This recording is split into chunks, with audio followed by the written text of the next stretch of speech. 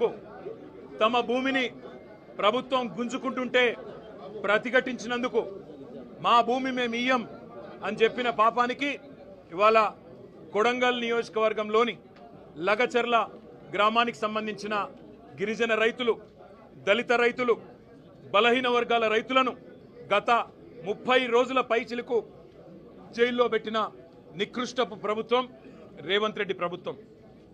ఎంత అప్రజాస్వామికంగా అంటే తమ భూములు తాము ఇవ్వము అంటే వారి మీద కేసులు పెట్టడమే కాకుండా వారిని 3rd డిగ్రీ టార్చర్ కూడా పోలీస్ కస్టడీలో గురి చేసినారు. అక్కడ ఉండే ఎస్పీ గారికి వీడియో కాల్ చేసి వాళ్ళని కొడుతుంటే ఆయన అక్కడ తిరుపతి రెడ్డి గారు, ఎస్పీ గారు చూసి ఆనందించేలాగా కరెంటు షాకులు పెట్టి 3rd డిగ్రీ టార్చర్ చేసి వాళ్ళని హింస పెట్టింది రేవంత్ రెడ్డి ప్రభుత్వం. ఎంత నికృష్టమైన ప్రభుత్వం అంటే ముఖ్యమంత్రి సొంత నియోజకవర్గంలో రైతులు 35 రోజులుగా జైళ్లలో ఉంటే అది సబ్జెక్ట్ కాదట, అది చర్చనీయాంశం కాదట. కానీ పర్యాటక రంగానికి సంబంధించి చర్చ పెడతానంటున్న సన్నాసి రేవంత్ రెడ్డిని నేను అడుగుతా ఉన్నా, నీకు మనసుందా? నీకు హృదయం ఉందా?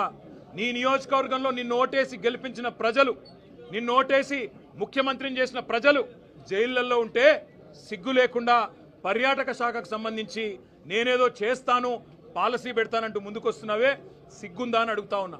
అయినా నీ ప్రభుత్వం వచ్చిన తర్వాత 2 రకాల పర్యాటకం కొనసాగుతున్నది. ఒకటేమో ఢిల్లీ పర్యాటకం, ఎక్కే విమానం దిగే విమానం తప్ప 1 రూపాయి కూడా వచ్చింది లేదు. సంవత్సర కాలంగా ముఖ్యమంత్రి 30 సార్లు ఢిల్లీ పోయినాడు, మంత్రులు 70 సార్లు పోయినారు. కానీ 100 సార్లు పోయినా 100 పైసలు కూడా తెలంగాణకు తేలేని సన్నాసులు ఈ కాంగ్రెస్ ప్రభుత్వం వాళ్ళు. అదే మాదిరిగా రెండో పర్యాటకం బాగా ఉంది, అభివృద్ధి చెందుతున్నది అంటే జైళ్ల పర్యాటకం. ఎవరు ఈయన మీద మాట్లాడితే వాళ్ళని జైల్లో పెట్టాలా. ఒకవైపు మీరు చూస్తూ ఉన్నారు కొడంగల్ రైతులు జైల్లో 35 రోజులుగా. అదే మాదిరిగా సోషల్ మీడియాలో ఎవరైనా పోస్ట్ పెడితే జైలు.